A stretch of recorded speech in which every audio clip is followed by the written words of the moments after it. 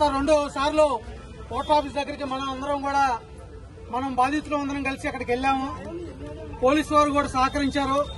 వారి సహకారంతో వాళ్ళు కూడా మనతో సంప్రదింపులు చేశారు. కానీ మనం అడిగిన డిమాండ్స్ ఇప్పటి వరకు సుమారు 20 డిమాండ్స్ ఉంటే 20 డిమాండ్స్ లో సుమారు ఒక 4-5 తప్పితే 15 డిమాండ్స్ మన పోర్టర్ ఆఫీస్ లో ఉన్నటువంటి రీజనల్ మేనేజర్ స్థాయిలో పరిష్కారం అయ్యాయే ఉన్నాయి. అయినా గానీ వాళ్ళు పరిష్కారం చేస్తామంటున్నారు. కానీ ఇప్పటిదాకా మన సమస్యల మీద ముందుకొచ్చి ఇదిగో మేము మీరు అడిగిన వాటిలో ఈ సమస్యను మేము పరిష్కరించామని చెప్పేది ఒక్కటి కూడా వాళ్ళు చేసిన పరిస్థితి లేదు. అందుకని అనివార్యంగా మళ్లీ మనం ఈ రోజున మన పోస్ట్ ఆఫీస్ దగ్గరికి వెళ్తా ఉన్నాం. ఇప్పుడు కూడా పోస్ట్ ఆఫీస్ వాళ్ళకి చెప్తా ఉన్నాం, మన ఆందోళన ప్రశాంతంగానే ఉంటది. మనం ప్రశాంతంగానే ఉన్నా మనం పోరాటం మాత్రం వైలెంట్ గా మారకుండా చూసుకోవాల్సిన బాధ్యత పోస్ట్ ఆఫీస్ వాళ్ళది. ఇప్పటికే పోలీసు వాళ్ళకి తెలియజేశాం. వాళ్ళ మేనేజ్మెంట్ కూడా మాకు సహకరించేటట్టు చేయండి అనేది వాళ్ళు కూడా వాళ్ళ ప్రయత్నం వాళ్ళు చేస్తా ఉన్నారు. మనందరూ కూడా గమనించాల్సింది ఏంటంటే ఒక్క పోర్టరే కాదు, అనేక రకాల ఆన్లైన్ కంపెనీలు ఈ గూడ్స్ ట్రాన్స్పోర్ట్ రంగంలో ఎంటర్ అయి పనిచేస్తూ ఉన్నాయి. వీటిల్లో కమిషన్ తీసుకునే ఉన్నాయి, కమిషన్ తీసుకునే ఉన్నాయి. కానీ వీటన్నిటికీ ఆద్యమైనటువంటి ఫస్ట్ మన పోర్టరే మన ప్రారంభ యాప్గా ఉంది. దీంట్లో మనకి న్యాయం జరిగేటట్టు చేయడం ద్వారా మిగిలిన యాప్లన్నీ కూడా మనకి న్యాయం చేసేటట్టుగా ప్రయత్నం చేసుకోవాల్సిన అవసరం ఉంది. ఈ రోజు పోర్టర్ కంపెనీ 30,000 మంది సభ్యులు కలిగి ఉంది. ఇక్కడ మనం లేకుండా పోర్ట్ రోడ్డుకి ఆస్తులు లేవు, మనం లేకుండా పోర్ట్ రోడ్డుకి లాభాలు లేవు, మనం లేకుండా పోర్ట్ రోడ్ స్టాఫ్ కి జీతాలు లేవు. అంటే మనమే పోషిస్తున్నాం పోర్టర్ వాళ్ళని. అందుకని మనకు సంబంధించిన సమస్యల్ని పరిష్కారం చేయాల్సిన బాధ్యత వాళ్ళది. మన డిమాండ్లు న్యాయమైన డిమాండ్లు. ఒకటి, మన కమిషన్ కేరళ గవర్నమెంట్ 8% మన కమిషన్ తీసుకొని మొత్తం యాప్ నిర్వహిస్తూ ఉంది.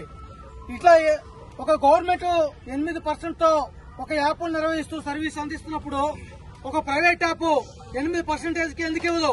అందుకని ఈ రోజు మనం డిమాండ్ చేస్తా ఉన్నాం, పోర్టర్ వాళ్ళు తీసుకున్న కమిషన్ 5 నుంచి 8% లోపే ఉండాలి, 8 లోపే ఉండాలి, తప్పితే పెరగకూడదని చెప్పని డిమాండ్ చేస్తా ఉన్నాం. అట్లాగే మన రేట్లకు సంబంధించిన రేట్లు పెరుగుతూ ఉన్నాయి. డీజిల్ రేట్లు పెరుగుతూ ఉన్నాయి, పెట్రోల్ రేట్లు పెరుగుతూ ఉన్నాయి, నిత్యావసర వస్తువుల రేట్లు పెరుగుతూ ఉన్నాయి. కానీ మనకిచ్చేటువంటి కిరాయిలు మాత్రం పెరగట్లేదు. అందుకని మన కిరాయి రేట్లు కూడా పెంచాలి. పర్ కిలోమీటర్ రేటు నిర్ణయించడం వాళ్ళు ఇష్టం వచ్చినట్టుగా వాళ్ళు నిర్ణయించడం కాదు. ఖచ్చితంగా మీరు ఏదైతే సర్వీస్ పార్ట్నర్ అని చెప్పని డ్రైవర్ ని సంబోధిస్తా ఉన్నారో సర్వీస్ పార్ట్నర్ కి తెలియకుండా మీరు రేట్లు నిర్ణయించకూడదు. మా ప్రమేయంతోనే సర్వీస్ పార్ట్నర్ ప్రమేయంతోనే మీరు రేట్లు నిర్ణయించాలని చెప్పని మనం డిమాండ్ చేస్తూ ఉన్నాం. ఆ డిమాండ్ నిర్ణయించేటప్పుడు ఖచ్చితంగా ఏదో ఒక రోజు నిర్ణయించేసి 2 రోజులు అమలు చేసి 3వ రోజు తీసేసే పరిస్థితి ఉండకూడదు. ఖచ్చితంగా ఒకసారి నిర్ణయించిన రేటుని మళ్లీ మార్చారంటే ఖచ్చితంగా మన సర్వీస్ పార్ట్నర్స్ ఎవరైతే ఉన్నారో మన డ్రైవర్స్ కి సంప్రదించకుండా చేసే పరిస్థితి ఉండకూడదు. అందుకని మనం పోర్ట్ ఆఫీస్ లో డిమాండ్ చేస్తా ఉన్నాం, మేనేజ్మెంట్ తో మాట్లాడండి, మీరు ఖచ్చితంగా మా రేట్లు పెంచండి, పెంచిన రేట్లు మళ్లీ మార్చాలి అంటే మళ్లీ మా ప్రమేయం లేకుండా మీరు మార్చడం చేయకూడదు. ఇది మన 2వ డిమాండ్. 3వది, మనం ఇప్పటికే అనేక సందర్భాల్లో మాట్లాడుకున్నాం, మనం సర్వీస్ అందించే క్రమంలో మనకు ఒక యాక్సిడెంట్ అయినా లేకపోతే ఇంకేదన్నా ఇన్సిడెంట్ జరిగినా ప్రమాదం జరిగినా కావాలని మనం కోరుకోం.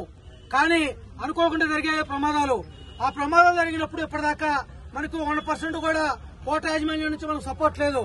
ఆ తిప్పులన్నీ మనమే పడుతూ ఉన్నాం. కష్టమేమో మనది, లాభాలు అందించేది మనం, శ్రమ మనది, ఫలితం వాడు పొందుతూ ఉన్నాడు.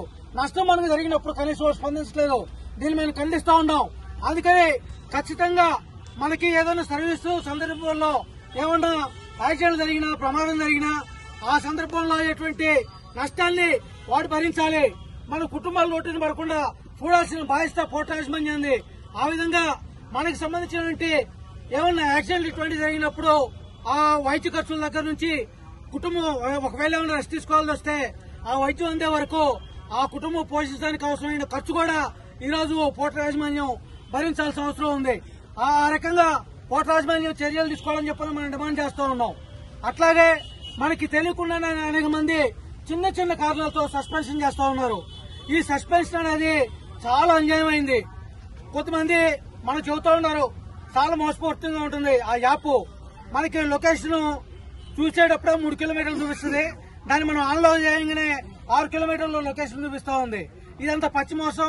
ఇది సాంకేతికంగా మనల్ని తెలియని దాని మీద ఒక ట్రిక్ లాగా చేసి మనల్ని దాంట్లో దింపుతా ఉన్నారు.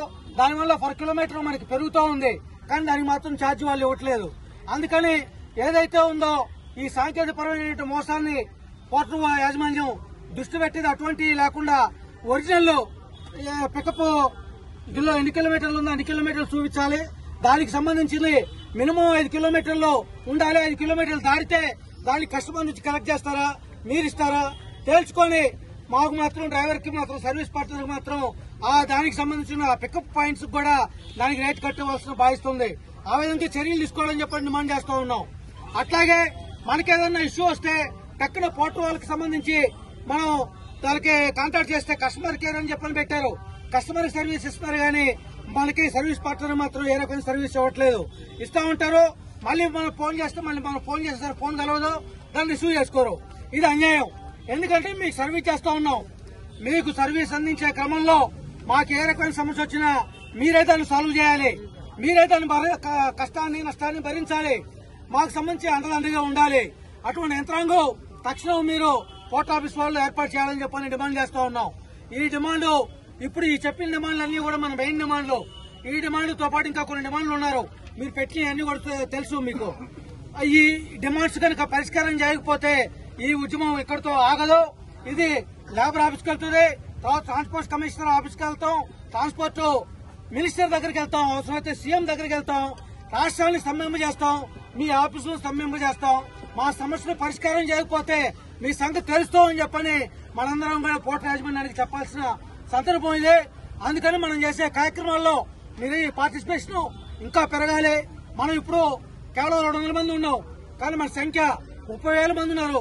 దాంట్లో సగం మంది కన్నా రీచ్ అయితే గానీ మనం అనుకునేట్లా చిటికేస్తే వాడు మన దారికి వచ్చే పరిస్థితి ఉండదు.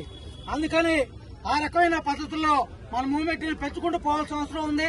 ఇవన్నీ చిన్న సమస్యలైనా గానీ వాడు పరిష్కారం చేయడానికి సిద్దపడట్లేదు. కాబట్టి వాడు మెడలోంచేదానికి మనం పట్టుదలగా ప్రయత్నం చేయాలి. ఆ రకంగా సిఐటియు మీ ఎల్లవేళలా మీకు అండదండలు అందిస్తుంది.